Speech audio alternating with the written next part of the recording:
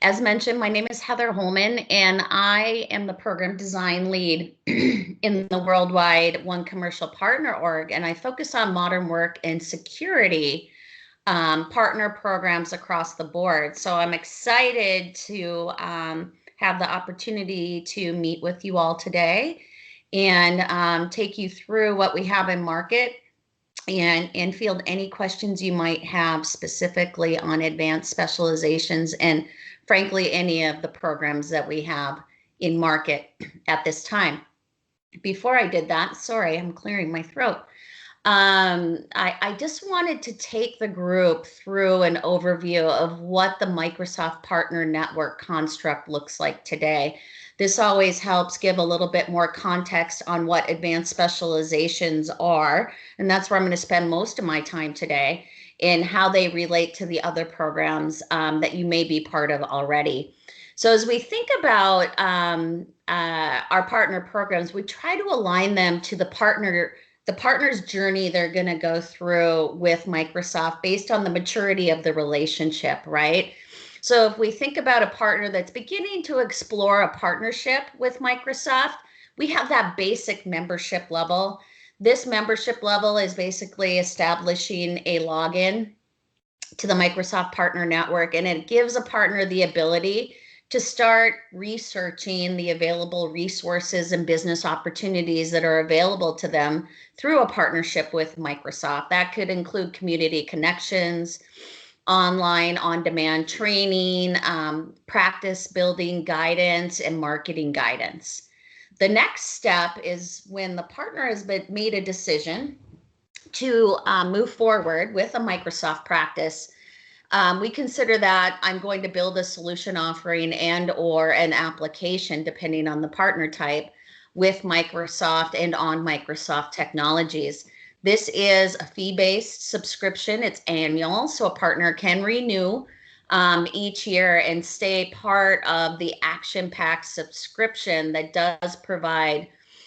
This is the first point at which we provide Microsoft product licensing, whether it's for development of solutions or internal use of the solutions, so that your teams become more familiar with the different products and are more comfortable talking about the value that these products can offer to our joint customers. And then at this level, there are technical enablement services that are unlocked for partners at that level. The next phase of the journey for a partner is what we would refer to as connecting the partner with customers and with the Microsoft field sales teams in some cases. The competency is the first level where there are requirements to obtain that competency, and it's a validation of the technical capabilities each organization has with Microsoft products and or our platforms. This is a customer-facing badge, so it's an endorsement Microsoft is making to customers that these partners that have obtained these competencies have met a standard of performance and enablement to obtain that badge. There are go-to-market services, marketing services that are available to partners at this level. Again, additional technical enablement services that are over and above what is offered at the entry level. And then, of course, signature cloud support and additional licensing that's available to partners for development and internal use rights. As I mentioned, I'm going to spend most of my time on advanced specializations, but I'm going to briefly mention the expert MSP programs. Currently, there is only an Azure Expert MSP program in market. This is really designed for a very small group of partners across the globe, and the bar to entry is quite high from a revenue perspective, from a customer reference audit, really validating the skill set of global partners and or regional partners across the globe.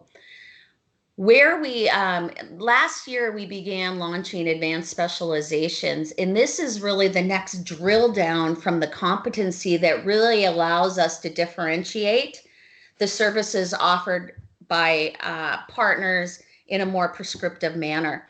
A competency, for instance, could be the cloud productivity competency, which is a general stamp that a partner has capability in the modern workplace offering. When we get into advanced specializations, we're digging down into more specific workloads, such as meeting and meeting rooms, calling, our adoption and change management specialist partners, or our partners that have proven that they have strong capabilities in Microsoft deployment. And so forth. So this advanced specialization that I'm going to spend most of my time on today is really that deeper drill down and validating a customer or a partner's capability to customers. So it is a customer facing label. It is a higher standard that a competency is. It's a higher standard that we're validating, that validates the service delivery and support a partner provides to a customer. It helps us differentiate to customers, our partners that have this very specific expertise, to help us build stronger connections with customers that are looking for a partner that can meet very, very specific workload needs. And it's a lever for us to increase the visibility to customers in providing a priority discoverability in our different partner finder tools, etc. So once a partner obtains an advanced specialization, they are filtered up in customer searches as the first partners that we would refer to a customer in specific workload areas. What comes with an advanced specialization, as I've mentioned, it's a public designation and prioritization in the Microsoft partner directories. It's proactive positioning to customers online via joint events and or digital campaigns we may do in partnership with partners who have obtained an advanced specialization. It is recommended for prioritization in the Microsoft co-sell programs that we have available for modern work. The Azure team has the same prioritization in place, and Katie, my peer, who focuses on Azure, may have talked to this group about that a couple weeks ago. And we also include press releases and marketing kits to help partners position this designation with customers. So that's all up the framework at advanced specializations. We currently have a market for modern work 4 programs that are live today and available for partners to explore and to evaluate and to achieve these customer labels and these benefits that come along with this. We have adoption and change management. We have teamwork deployment, calling for Microsoft Teams, and meeting and meeting rooms in market today. And those all launched in the April and May timeframe. And we did have a number of comms around this. What I am working on with our engineering teams and our business groups across Microsoft is really going to be focused on security programs for our fiscal year 21, but over the course of the next 12 months. The 2 that I know that we are working very diligently on getting to market will be threat protection, identity and access management. We will design additional programs, but those are the 2 that are in the works right now. I don't have dates or ETAs for when we will be in market with those. But I did want to just share with this group that those are what we have teed up to come next.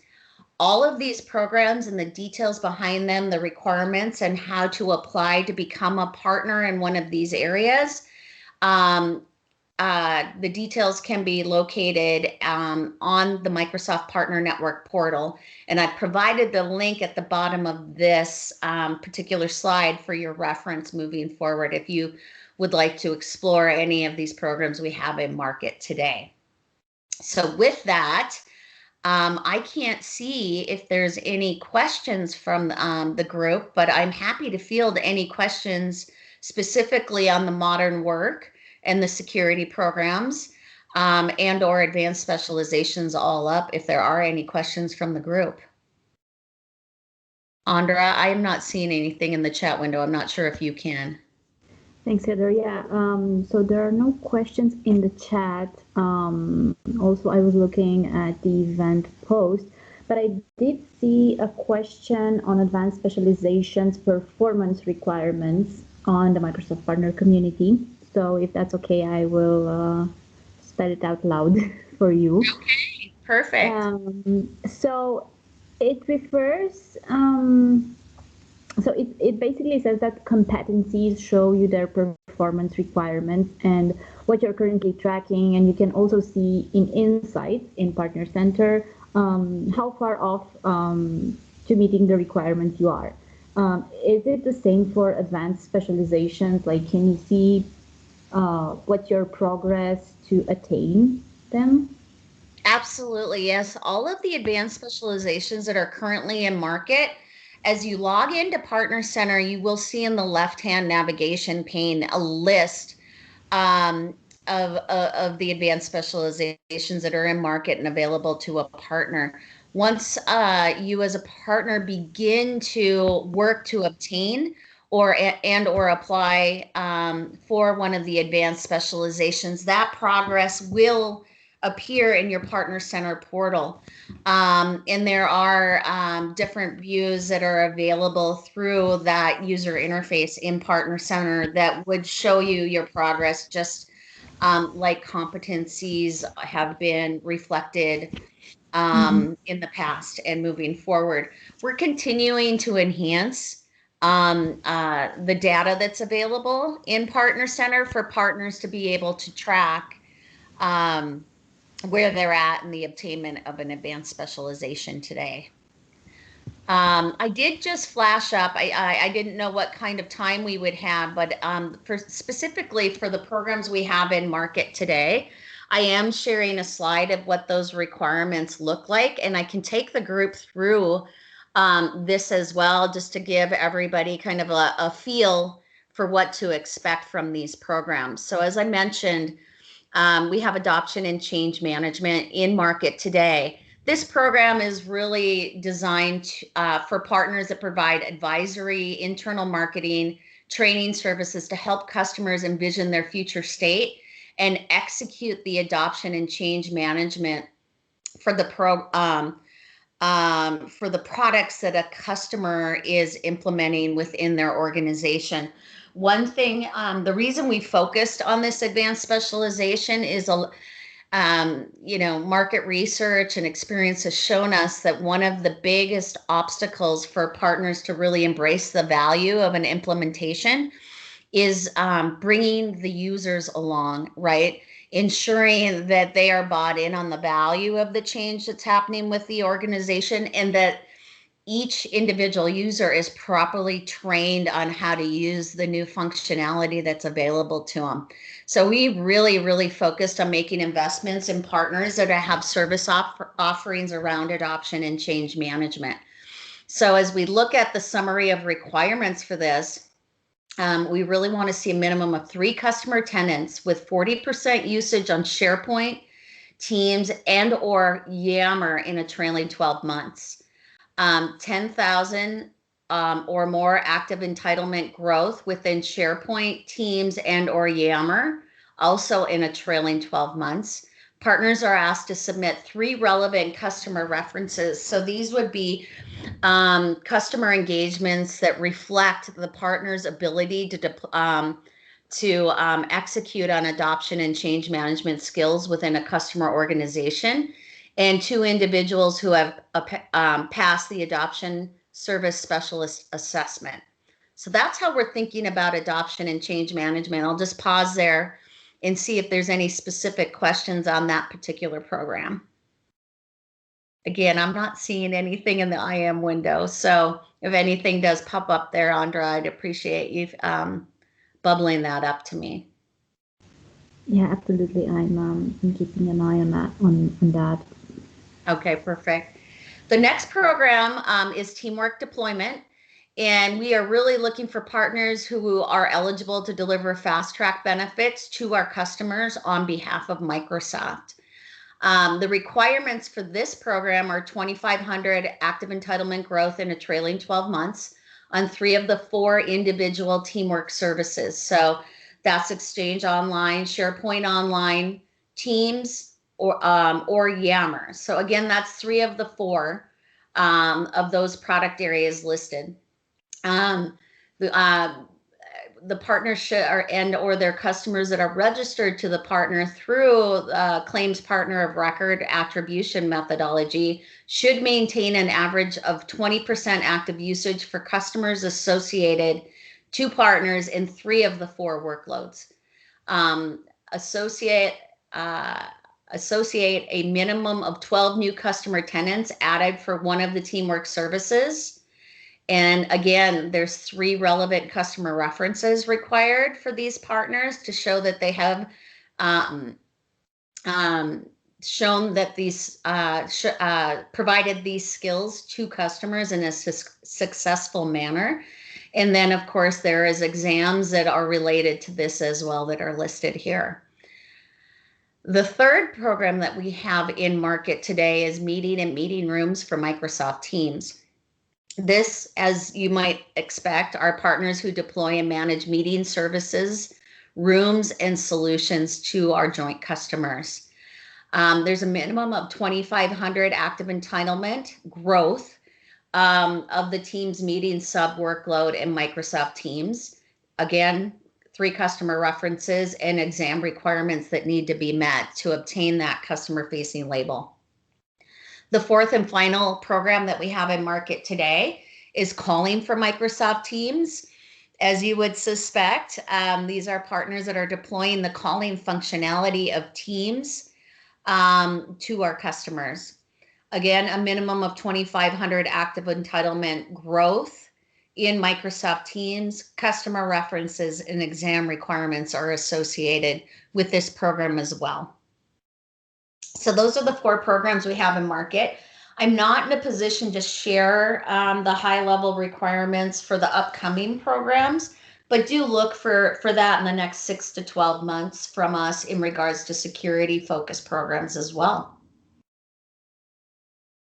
So with that, if there is no further questions, that is the content I had to share with the group today. Thank you, Heather. This is very useful.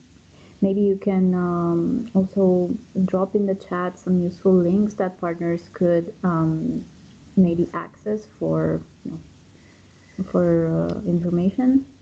Absolutely. I will share the link that's provided in the presentation for partners, so you can go out and look and explore these programs and decide if any of these might be a good fit.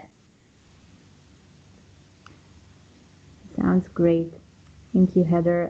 I will conclude this recording. So thank you so much for your presentation and for your time. Thank you everyone for joining. I will also post the recording on the Microsoft Partner Community event post. And with that, I wish you a wonderful day or evening ahead.